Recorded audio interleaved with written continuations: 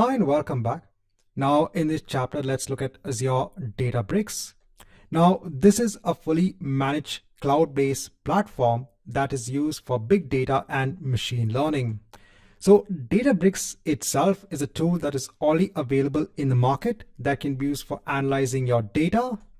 This is a tool that is based on Apache Spark. So Apache Spark is a processing engine that is used to analyze big data using SQL, machine learning, graph processing, or real-time stream analysis. Azure Databricks is just a managed version of Databricks that you have, so you don't have to go ahead and manage the underlying infrastructure when it comes to Databricks itself.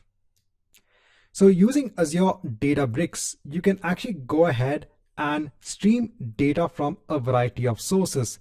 So Azure Databricks can go ahead and use its connectors, for example, to go ahead and take data from an Azure SQL database or from Azure Cosmos DB or from Azure Event Hubs. Then it'll use its internal Apache Spark engine when it comes to processing of data. So let's go ahead on to Azure and let's go ahead and first create an instance of Azure Databricks. So here we are in Azure. So let me go ahead and hit on add. So I'll go ahead and search for Databricks. I'll go ahead and choose Azure Databricks and hit on create. So over here, let me go ahead and choose my resource group. Let me go ahead and just give something known as a workspace name for Azure Databricks. I'll leave the other settings as they are. So even in the pricing tier, let me go ahead and just choose standard. I'll go on to next for networking. So leave everything as it is. I don't need to be deployed onto a virtual network. I'll go on to review and create. And let's go ahead and first create something known as an Azure Databricks workspace. Let's come back once we have the workspace in place. Now, once we have the workspace in place for Azure Databricks, let's go ahead on to the resource. Now let's go ahead and launch the workspace. So this will go ahead and open up a different tab in which you can go ahead and manage the different elements of the Azure Databricks workspace.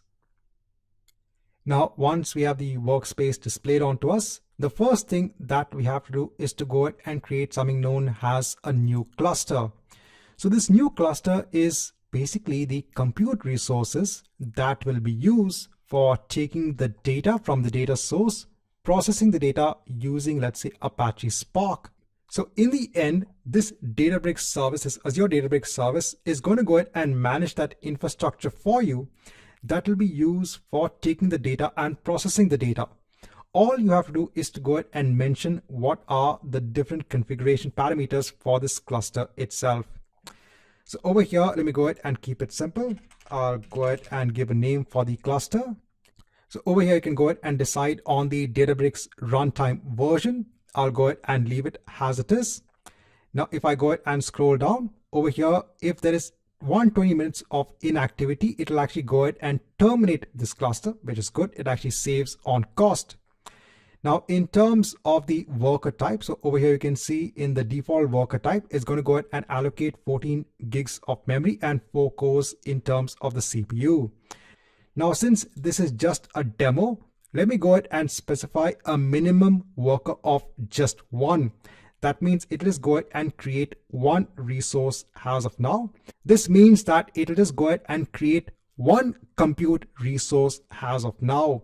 It has the ability to go ahead and scale up to 8 because we mentioned the maximum number of workers over here has 8. Now let me go ahead and create this cluster. Let's come back once the cluster is in the running state. Now, once we have the cluster in place in Azure Databricks, so let me go on to the home section. So let me go on to the Azure Databricks dashboard. Now over here, we can go ahead and create a new notebook. So we can go ahead and develop notebook in different languages that are available over here. So they could be in Python, in Scala, SQL, or R. And these can be used to query data from different data sources. So let me go ahead and choose Python. And let me go ahead and just give a name for the notebook. and let me go ahead and hit on create. So this notebook is going to go ahead and use our underlying cluster when it comes to processing. So let me go ahead and hit on create. So over here we have something known as cells within the Python notebook. Now I'm going to go ahead and add some code over here. This code will actually allow us to go ahead and fetch data from an Azure Data Lake storage account. So earlier on, we had actually used Azure Stream Analytics, a job to go ahead and take data from Azure Event Hubs. So remember, the data from Azure Event Hubs was being streamed via the diagnostic setting for an Azure SQL database. Now I want to go ahead and query for this JSON data, which I have over here in this particular file, in this Azure Data Lake storage account via our notebook, which is there in Azure Databricks. So let me go ahead and copy all of this code. So going back onto our notebook, let me go ahead and paste all of the code over here. So the first thing is the name of our storage account. So over here, I'm going ahead and mentioning what is the name of our storage account. Next, we have something known as the account key. So this allows this notebook to actually go ahead and authenticate or authorize itself to read data in that storage account. So for that, we can go on to the storage account. We can go on to access keys. And over here, you can go ahead and take either key 1 or key 2. So let's go ahead and copy key 1.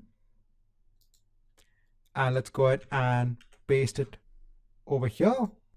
Once that is done, so over here, we have the path of our Azure storage account. So again, this is the name of our storage account. This is the name of the container. So currently this file that I have, so if I go back onto containers in Data Lake storage, it's in a data container.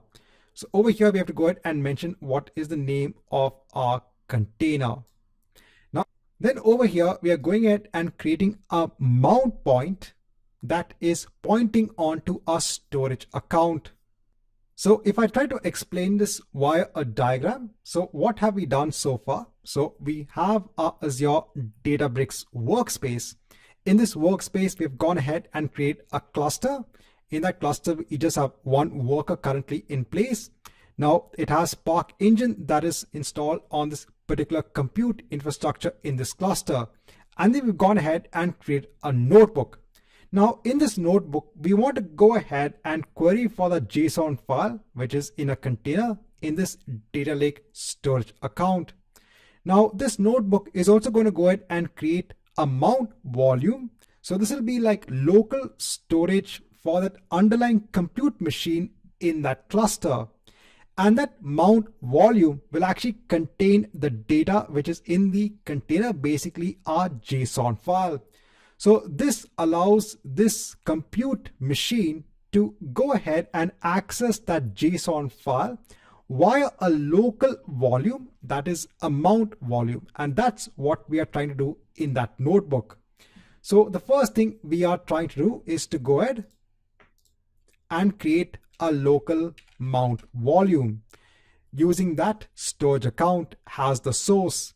We are then going ahead on to that local mount volume. We then will go ahead and find the file over there. So instead of actually directly accessing the file in the storage account, we are ensuring that our cluster takes that file, copies it locally onto our volume, and then we can go ahead and access the files locally in that volume itself.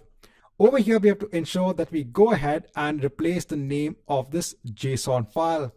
And that's what I've done over here. I've actually placed the name of the file over here. We can then go ahead and now run this entire cell. So remember, this is going to go ahead and send all of these commands on to the Spark engine, which is running in the cluster. Now, once this is complete, now you can see you have all the data over here. So all of the data has now been processed by that Spark engine. And now you can see all of the JSON data in a tabular format over here. And there is a lot that you can do. Over here, I'm showing you that Azure Databricks can go ahead and fetch data from a data source, such as an Azure Data Lake storage account. It can then go ahead and display the data over here. But you can go ahead and perform processing based on the programming language of Python, which you've chosen as the notebook over here. And remember, we can go ahead and develop the notebook in a variety of languages that are available. So you have Python, you have Scala, you have SQL, and you have R. Right, so this marks the end of this chapter.